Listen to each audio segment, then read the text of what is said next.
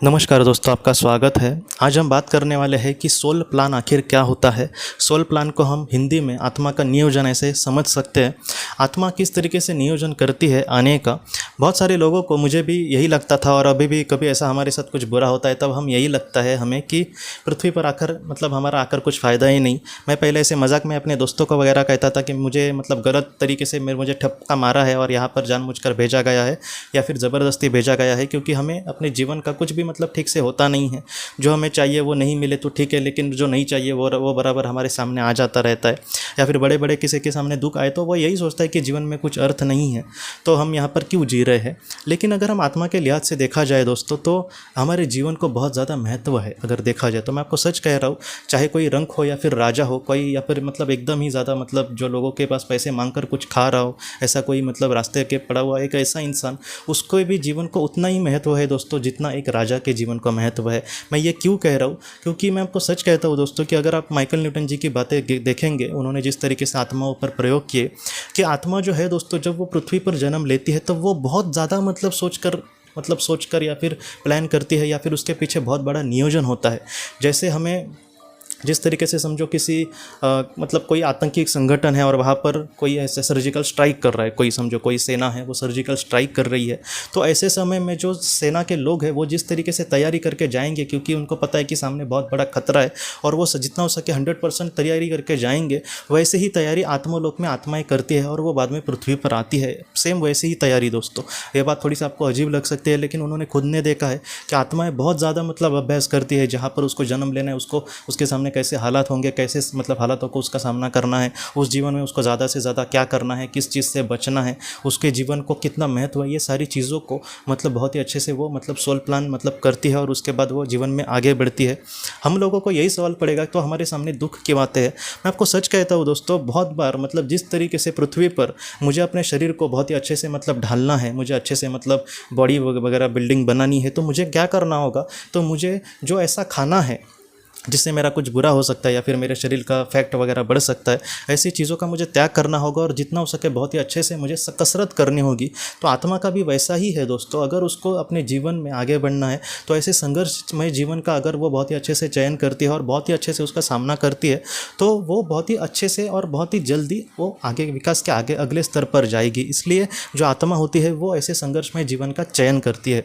और ये जो सोल प्लान है दोस्तों, वो हमेशा उसी तरीके से नहीं होता। जैसे इस जीवन में हमारे सामने बहुत बड़ा संघर्ष आया तो आत्मा फिर से ही वैसे संघर्ष का चयन नहीं करेगी। हो सकता है कि अगला जीवन एक बहुत ही अच्छा हो, जहाँ पर एक बहुत ही बड़े अच्छे परिवार में, अमीर परिवार में उसका जन्म हो, उसके जीवन में उसके करीबी लोग सारे ही अच्छे हो, अच्छे लोग उसके जीवन में आए, तो ऐसे भी जीवन आत्मा बहुत बार चयन करती है।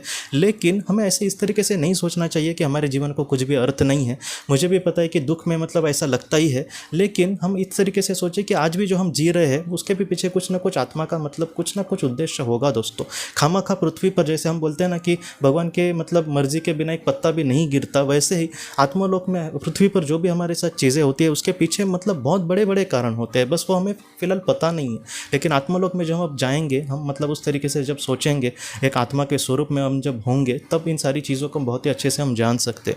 तो सोल प्लान इसी तरीके से होता है। आखिर सोल प्लान किस तरीके से निर्धारित किया जाता है, तो वो इस तरीके से किया जाता है दोस्तों कि जैसे कोई एक आत्मा है और वो छठे स्तर पर है। छठे स्तर पर वो अच्छी एक आत्मा है, लेकिन उसने बहुत ही अच्छे से वो कर्म कर रही है, लेकिन किसी एक चीज़ में वो थोड़ी सी कम पड़ रही है, या फिर वो उसके लिए चीज़ समझो कुछ महत्वपूर्ण है, तो हो सकता है कि ऐसी चीज़ का वो चयन करेगी और उस तरीके से जीवन को चयन करेगी और वो पृथ्वी पर आएगी। तो इस तरीके से सोल प्लान में वैसी चीज़ों का चयन होता है जो चीज़ उस आत्मा के लिए बहुत ही ज़्यादा महत्वपूर्ण है।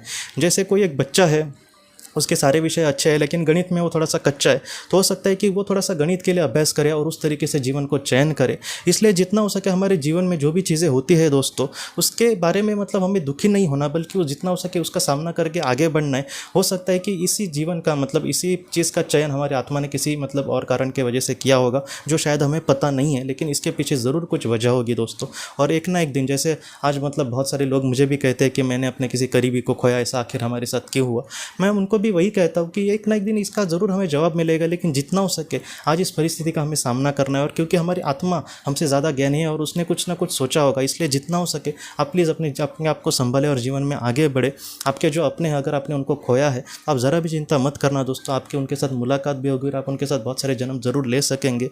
लेकिन आत्मा का जो चयन है दोस्तों पृथ्वी का, वो इस तरीके से आत्मा करती है। और ऐसा ज़रा भी नहीं है कि हम हमेशा के लिए बिछड़ने वाले हैं। जो सच्चा प्यार है वो कभी भी नहीं मरता, इसलिए इन सारी चीज़ों को लेकर हमें दुखी नहीं होना। और जितना हो सके हमारे जीवन में जो भी चीज़ें होती है उस आत्मा के लिए, हमारी आत्मा के लिए वो बहुत ही ज़्यादा महत्वपूर्ण है और इसलिए हमारे साथ ये सारी चीज़ें होती है। कुछ लोगों के साथ बुरा हुआ तो वो सोचते हैं कि भगवान मेरे साथ बुरा करते हैं वगैरह। ऐसे वक्त में हम भगवान को माने और हमारा कुछ बुरा हो तो मतलब नॉर्मल है वैसे आना मन में, लेकिन एक ना एक दिन हमें पूरी तरीके से पता चल जाएगा कि हमारी आत्मा ने कुछ ना कुछ उसके पीछे वजह है, उसके वजह से ये सारी चीज़ें चयन की थी दोस्तों। तो आप इस सारी चीज़ों को लेकर ज़रा भी चिंता मत करना और एक ना एक दिन आपके छोटी से छोटी चीज़ को लेकर बड़े से बड़ी चीज़ तक सारे आपके सवालों के जवाब आपको ज़रूर मिल जाएंगे, आप चिंता ना करें दोस्तों। तो दोस्तों हम अपने अगले वीडियो में किसी नए विषय को लेकर मिलेंगे, तब तक आप अपने परिवार का ख्याल रखना। आपका बहुत बहुत धन्यवाद। जिंदगी की रोशनी ये एक कंसल्टेंसी है जो ऐसे लोगों को मदद करने की कोशिश करती है जिन्होंने किसी अपने को खोया है या फिर जो लोग अपने जीवन में बहुत ही ज़्यादा दुखी है। जो लोग इस संस्था के साथ जुड़ते हैं उन्हें पास्ट लाइफ रिग्रेशन की ऑडियोज़ भेजी जाएगी, जिससे घर बैठे वह पास्ट लाइफ रिग्रेशन का अभ्यास कर सकते हैं। और उन्हें 5 मेडिटेशन ध्यान की भी ऑडियोज़ भेजी जाएगी और इसके साथ साथ उन्हें PDF किताबें भेजी जाएंगी जो हिंदी और अंग्रेज़ी में है, जो मोबाइल पर या फिर लैपटॉप पर आप उसे पढ़ सकते हैं। और 10 ऑडियो बुक्स भी आपको भेजी जाएंगी। तो दोस्तों अगर आप इस संस्था के साथ जुड़ना चाहते हैं तो कृपया इस नंबर पे व्हाट्सएप मैसेज करें। आपका बहुत बहुत धन्यवाद।